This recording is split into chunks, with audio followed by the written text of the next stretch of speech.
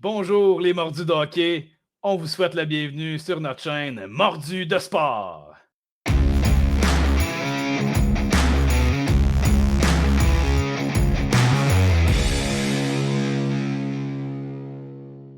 Salut Julien, comment ça va? Yes, salut Seth, ça va bien toi? Ah ouais, ça va bien. On est samedi matin. Qu'est-ce qu'on parle aujourd'hui? On parle de hockey universitaire américain. C'est rare qu'on en parle. Hein?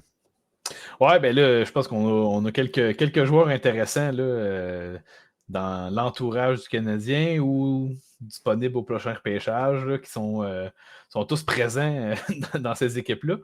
Puis je sais qu'il y a beaucoup de gens là, qui nous écoutent qui s'intéressent particulièrement à ça. Fait que je pense que ça allait de soi qu'il fallait en parler bientôt.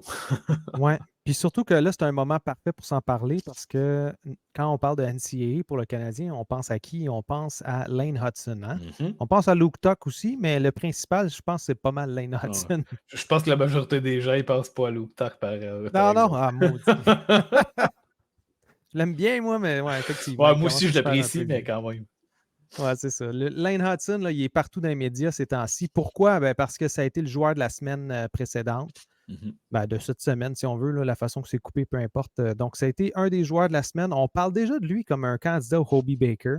Bon, il était potentiellement l'année passée aussi, là, mais Ouais. là, finalement, cette année, je pense qu'il y a des réelles chances hein, de se ramasser, au moins en tout cas dans le top 3, dans le top 5, mettons. Là. Ouais, puis Ouais. on sait que c'est quelque chose d'assez rare aussi là, pour ce qui est d'un défenseur au Ouais. niveau de la NCAA. Donc, Ouais. c'est quand même quelque chose d'excitant là, de voir que, bon, malgré que la saison débute tout juste, hein, ça fait pas, ils n'ont pas beaucoup de matchs de jouer, mais quand même super excitant de voir qu'enfin, un joueur peut-être élite va se Peut-être. frayer un chemin. Il va se frayer un chemin là, jusqu'au grand club, enfin. Ah, écoute, on entend parler des fois, il y a des gens qui disent déjà que si Lane jouait, il serait déjà dans la Ligue nationale. Ouais. On va se calmer un petit peu, là. On l'aime tous, là, Lane Hudson, mais moi, j'ai l'impression que c'est sûr qu'il manque un peu de masse musculaire. Tu sais, on Ouais. voit des gars comme déjà Connor Bedard, il se fait déjà un petit peu bousculer. Mhm. C'est difficile pour des joueurs qui viennent de commencer et qui ont 18-19 ans, même si on 6 pieds 3, là, comme on pourrait dire Slavkovski, c'est une adaptation. Ah, et puis, tu sais, la maturité physique d'un homme, là, c'est 23, 24, 25 ans là, pour certains. Donc, c'est faux. C'est inévitable que pour plusieurs jeunes joueurs, 18, 19, 20, ça peut prendre quelques années d'adaptation, je pense, là, avant de devenir Mm. vraiment à l'aise avec le style de jeu aussi là, assez intense là, qu'on a dans la Ligue nationale depuis quelques années. Là. Ben oui. La vitesse augmente beaucoup, donc tu veux pas l'impact des chocs aussi hein, augmente beaucoup. Donc, c'est toute une question de se tenir solide un peu tout le temps sur la glace, de jamais vraiment avoir de relâchement, parce que c'est lorsqu'on va se relâcher qu'on va devenir vulnérable, dans le fond. T'sais. Exact. Parce que ça prend juste une interaction qui fait en Mhm. sorte que ça peut devenir dangereux. Tu as beau les éviter toutes, mais tu ne peux pas toutes les éviter au bout de la C'est ça. ligne. Ça te rattrape. Ben, écoute, moi, je voulais te jaser un peu de deux équipes en particulier parce que, Mhm. ben, premièrement, la NCAA, c'est quoi? La NCAA, là, c'est le hockey universitaire. Pour nous autres, ce serait dans le fond les équipes comme McGill, des équipes comme. Ouais, ça serait Bon, ce évidemment, circuit-là, en effet. ce serait ce circuit-là, mais dans le cas des Américains, eux autres, c'est leur circuit principal. Hein. Fait que les équipes juniors majeures, là, ça n'existe pas là-bas. Mhm. Ce qui existe là-bas, c'est des équipes universitaires de haut calibre. Je vais t'en nommer quelques-unes des équipes, en fait, les plus connues, mais surtout ceux qui ont remporté le plus de championnats. OK. Fait que là, on va parler, exemple, l'Université du Michigan. Michigan, c'est eux qu'on voit là, souvent, là, sont en bleu et jaune. Là. Oui. On entend souvent parler. 9 championnats, tiens-toi bien, des joueurs comme Mike Camilleri, Jack Johnson, tu as des Marty Turco, des Al Montoya même, puis Brandon Morrison. Donc, ça, c'est tous des joueurs qui ont joué à l'Université du Michigan. Je te ressors des Mhm. vieilles affaires. Hein? Ouais, quand même. Là. Écoute, c'est pas là 9. qu'il était au One Power, vite comme ça aussi? Michigan, Oui, c'était pas là? effectivement. Ouais. Donc, lui, il n'était pas parmi, dans le fond, ceux qui ont gagné les championnats, mais tu sais, ces joueurs-là que je t'ai nommés, ils ont remporté Ouais. des championnats avec l'Université du Michigan. Eux sont top one, c'est eux qui ont remporté le plus de championnats au courant de leur carrière, au courant de leur existence. En deuxième position, on a North Dakota. Le North Dakota, eux autres, c'est un petit peu plus tranquille, là, des gars comme Jonathan Taze, Zach Parisé, TJ Oshie. Fait que ça, c'est d'autres joueurs. Ed Belfour a joué là aussi, d'ailleurs. OK. Donc, encore une fois, une grosse équipe de hockey universitaire. Puis, si on continue, donc, Denver, ils ont une très grosse université. Eux autres, ils ont remporté 7 championnats. Ils sont un peu moins forts maintenant, mais dans le temps, c'était très, très fort. Là, les noms, je pourrais t'en donner, là, mais Keith Magnuson, Glenn Anderson, un Ouais, peu. oui, Mais si on y va avec un peu plus près, le Wisconsin, on a Danny Heatley, Chris Chelios, Curtis Joseph a joué là, René Bourque a joué là, Brian Rafalski, Joe Pavelski. Eux, ils ont remporté 6 championnats. Puis une des équipes qui nous intéresse le plus, Boston University. Pourquoi? Parce que Lane Hudson joue là. Ben, ils se retrouvent en 5e position, eux. 5e position, ils ont des gars comme Keith Ketchuk qui a joué là. Des Jack O'Callahan, Chris Drury, Rick DiPietro. Plus récemment, les frères Ketchuk aussi. ouais. Donc, en fait, ce qu'il faut penser, là, c'est que les universités, il y a des mouvements, mais c'est plus lent, les mouvements, parce que les joueurs restent un peu plus longtemps. Il n'y a pas de risque de se faire vraiment échanger. Tu sais, une fois que tu joues dans l'université, tu joues là, tout simplement. C'est rare en tout cas, que les gens vont bouger. Donc, c'est ça. Mais tu sais, c'est quand même un point super intéressant pour les jeunes, là. C'est quand même beaucoup de stabilité. Tu sais, quand tu dis que tu t'en vas à l'université, t'es certain que tu vas étudier là, puis tu vas faire partie de cette équipe-là toute l'année. Tu n'as pas de souci à te dire que tu vas être échangé pour les biens d'une équipe X ou parce que cette équipe-là est plus performante cette année. Ou en tout cas, j'ai l'impression que ça peut enlever certaines opportunités de championnat à certains joueurs, peut-être. Si on pense à la Ligue canadienne, comment ça fonctionne. Là. Sauf que clairement, je pense que pour le bien puis l'évolution d'un jeune joueur, c'est pas pour rien là, que depuis quelques années, il y a beaucoup d'équipes qui repêchent beaucoup aux États-Unis. Parce que je pense qu'ils sont en train d'établir un très bon système là, pour créer des jeunes joueurs de hockey talentueux, dans le fond. Ça part jeune aussi. Là. On se parlait hors d'onde. Là. Il n'y a pas juste la NCAA, il y a aussi avant. Avant que tu rentres à l'université, dans notre cas, c'est le cégep là, au Québec, mais sinon, pour eux autres, c'est évidemment le secondaire. Donc, fin secondaire, vont aller dans un programme spécialisé aux États-Unis qui a été fondé en 1996, qui est le NTDP. Le NTDP, en fait, c'est pas compliqué. Là. Ils ramassent les meilleurs joueurs de moins de 17 ans, ils font une équipe avec. Les meilleurs joueurs de moins de 18 ans, puis ils font une équipe avec. Puis ils font jouer ensemble, ils font jouer avec d'autres équipes alentours dans les environs. Puis ça les permet de se former puis de devenir vraiment talentueux avant même de se rendre en NCAA. Oui, puis tu sais, depuis plusieurs années, on voit beaucoup de gros talents sortir de là, je pense. Si on pense justement là, au Will Smith de ce monde, Gabe Perreault, puis Leonard, là, juste pour parler d'eux autres, qu'on a vu l'an passé au repêchage, puis que bon, on aurait donc aimé en avoir au moins un de ces deux-là qui se joignent aux Canadiens, je pense. Là. Mais bref, depuis plusieurs années, on voit, c'était la même chose un peu pour Jack Hughes à l'époque qu'on a vu émerger de là aussi. Donc, on voit beaucoup de joueurs extrêmement talentueux partir de débuter dans ce programme-là là, dès 15-16 ans, en fait. Là. Exactement. Puis en fait, c'est comme là, cette année, on parle de Cole Iserman. Donc, Cole Iserman qui est dans le top 3 des joueurs à être pêchés. On a le frère de Lane Hudson aussi, Cole Hudson, qui joue dans ce programme-là. C'est pas tous les joueurs qui vont se ramasser dans ce programme-là. Il y en a qui se développent plus tard. Mais quand on voit des joueurs qui se font repêcher dans ce programme-là, habituellement, ils ont la chance de jouer avec des bons joueurs et donc de se développer rapidement. Puis je pense que c'est ça qui attire beaucoup les repêches, les gens qui repêchent, donc les équipes de la Ligue nationale. Oui. Définitivement là-dessus. Puis c'est un bel exposure là, parce que justement, c'est plein de bons joueurs qui jouent ensemble. Donc, tu vas voir un match, tu as l'opportunité de voir beaucoup de bons joueurs en même temps. Donc, c'est une belle opportunité de voir ces jeunes-là évoluer. Exactement. Puis sinon, c'est évidemment ce programme-là seulement pour les gens, pour les joueurs qui ont grandi dans le programme, mais qui sont aussi nés aux États-Unis. Donc, les joueurs canadiens sont obligés d'aller jouer à l'université. C'est-tu plate, hein? Oui. Donc, dans ce cas-ci, ce qui est le fun avec Boston University, c'est qu'on a Macklin Celebrini qui est supposé de sortir premier, qui joue dans cette université-là en ce moment. Donc, ça va aider beaucoup Lane Hudson. J'ai l'impression d'avoir un gars comme lui. Macklin Celebrini, c'est un centre. Gros centre d'ailleurs, 6 pieds, 190 livres déjà mature, puis potentiellement pourrait faire le saut de l'année prochaine dans la Ligue nationale. Oui, écoute, il est projeté pour le faire directement. Là. Bon, est-ce qu'il va préférer aller à l'école ou des choses? Bon, c'est toujours des situations qui se décident plus tard. Là. Mais là, si la tendance se maintient, il devrait débuter dans la Ligue nationale. Faire un Fantilli de lui-même, en fait, probablement. Donc, Ouais, de oui. faire un peu le même parcours. Non, ça c'est Puis, fort possible, en effet. ouais.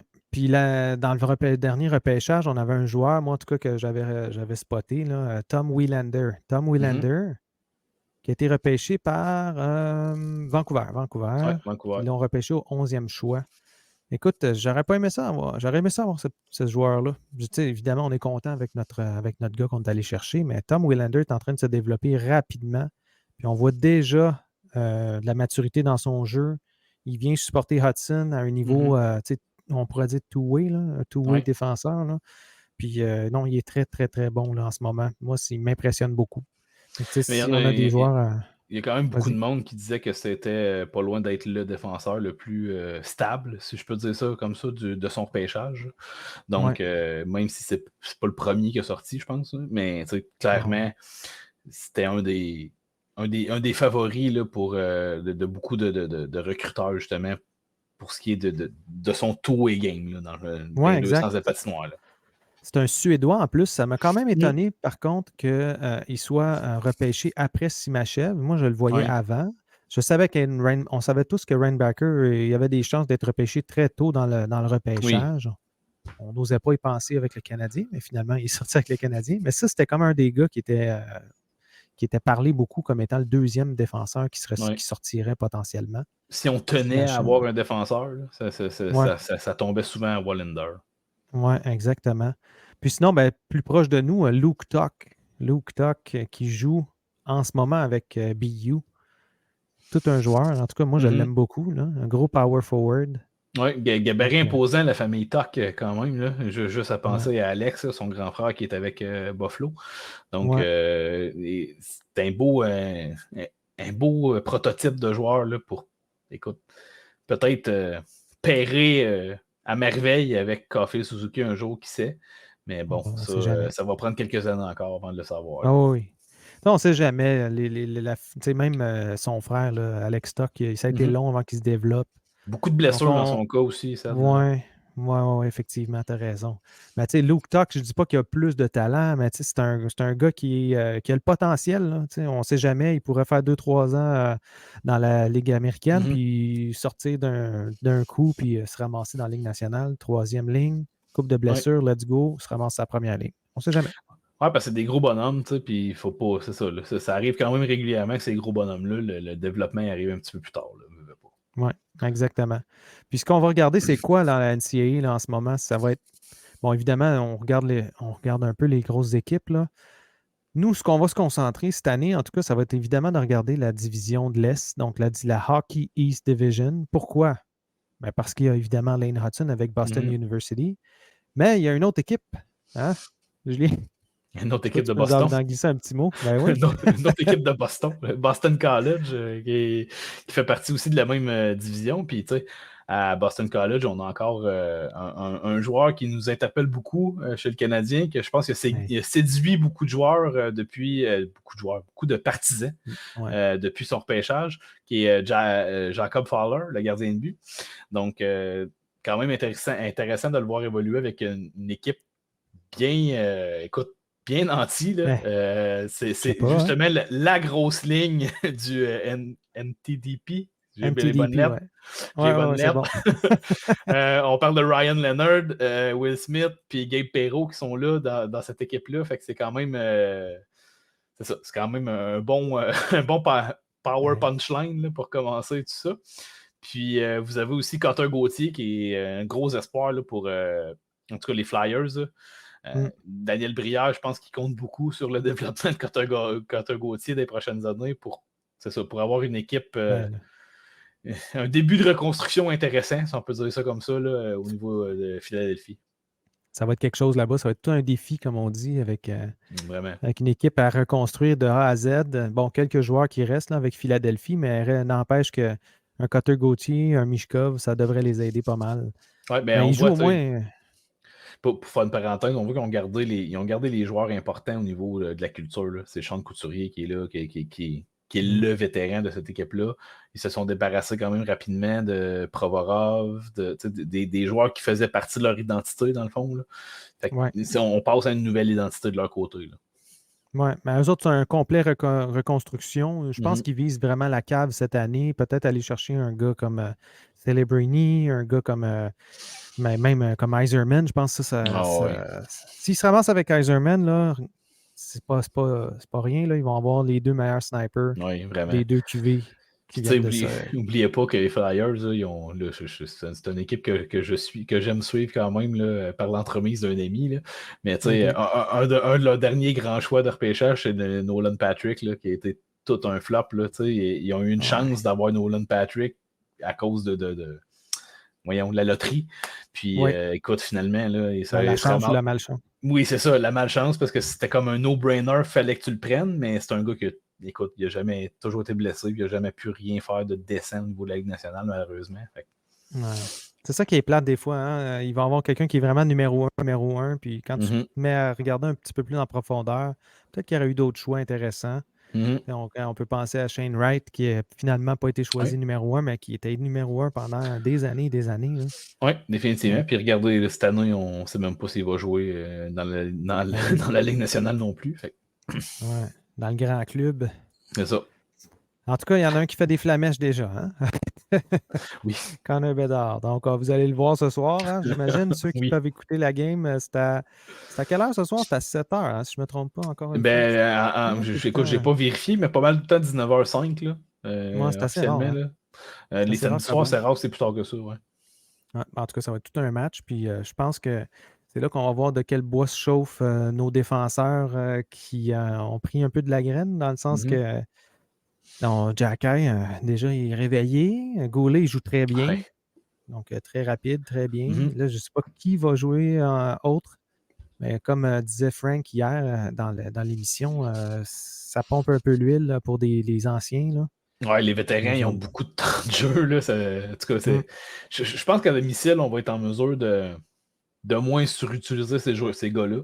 Parce que Ouais, justement, on va pouvoir se permettre d'avoir des match-ups favorables là, au niveau de la présence sur la glace. Là. Donc, clairement, je pense exact. qu'on risque de voir plus souvent Jacky, Harris ou Barron, là, selon qui va jouer dans l'alignement. Là. Mais Exact. d'après Exact. moi, on Puis devrait les voir sur le jeu plus souvent. Là. ben, je le souhaite là, parce que c'est le fun de voir les jeunes jouer, surtout dans un dans un temps qu'on est en reconstruction, mais on est là pour ça, là, faire évoluer les jeunes. Puis j'ai hâte de voir Lane Hudson, comment va se dérouler sa saison, parce que avec son équipe, même s'ils finissent par perdre, là, puis qu'ils ne se ramassent pas trop loin dans le Mhm. tournoi de fin de saison, ben, on pourrait le voir à Montréal aussi. Là, de ce qu'on voit, en tout cas, de son jeu, il semble être Mhm. assez allumé pour pouvoir commencer sa carrière tout de suite en Ligue nationale.